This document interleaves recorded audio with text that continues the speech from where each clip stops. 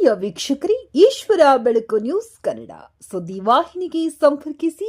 ಮೊದಲಿಗೆ ಸಬ್ಸ್ಕ್ರೈಬ್ ಮಾಡಿ, ಶೇರ್ ಮಾಡಿ, ಒಂದು ಲೈಕ್ ನೀಡಿ, ಪಕ್ಕದಲ್ಲಿರುವ ಬೆಲ್ ಐಕಾನ್ ಕ್ಲಿಕ್ ಮಾಡಿ.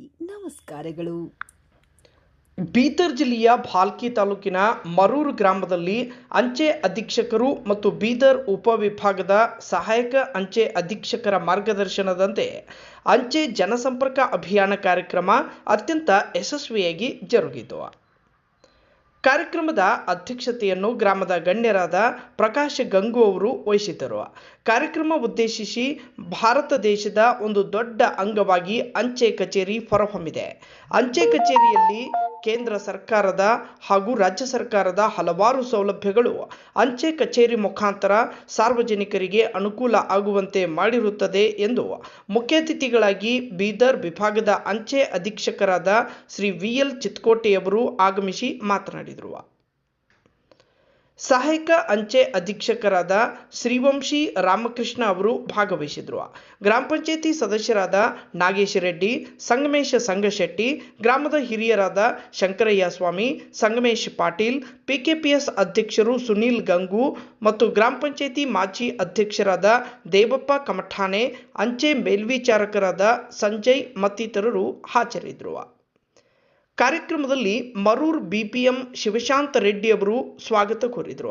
ಅಂಚೆ ಅಧೀಕ್ಷಕರು VL ಚಿತ್ಕೋಟೆ ಮತ್ತು ಸಹಾಯಕ ಅಂಚೆ ಅಧೀಕ್ಷಕರಾದ ಶ್ರೀ ವಂಶಿ ರಾಮಕೃಷ್ಣ ಅವರು ಅಂಚೆ ಇಲಾಖೆಯ ಸೇವೆಗಳು ಮತ್ತು ಸವಲತ್ತುಗಳ ಬಗ್ಗೆ ವಿವರವಾಗಿ ತಿಳಿಸಿದರು.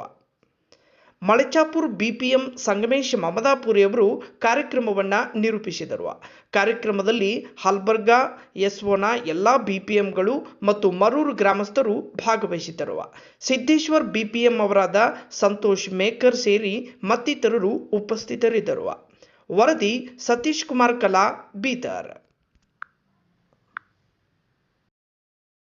50 ರೂಪಾಯಿ ಇದ್ದು ಅಂತ ಹೇಳ್ತಾರೆ. 10,000 ರೂಪಾಯಿ ಇದ್ದು 10,000 ರೂಪಾಯಿ ತಗೊಂಡು ಅವ್ರು ಏನ್ ಮಾಡಿದ್ರು, 40,000 ರೂಪಾಯಿ ಜೋಡಿಸಿದ್ರು. 3 ಜನ 40,000ರಿಂದ ಒಂದು ದೊಡ್ಡ ಕಂಪನಿನ ಪ್ರಾರಂಭ ಮಾಡಿದ್ರು. ಆ ಕಂಪನಿನ ಇವತ್ತು ಇನ್ಫೋಸಿಸ್ ಕಂಪನಿ ಅಂತಕ್ಕಂಥದ್ದು. ಅವತ್ತು 40,000 ರೂಪಾಯಿ ಮಾಡಿರ್ತಕ್ಕಂಥ ಕಂಪನಿ ವ್ಯವಹಾರ ಇವತ್ತು 40,000 ಕೋಟಿ ರೂಪಾಯಿ ಬಿಸ್ನೆಸ್ ಇದೆ.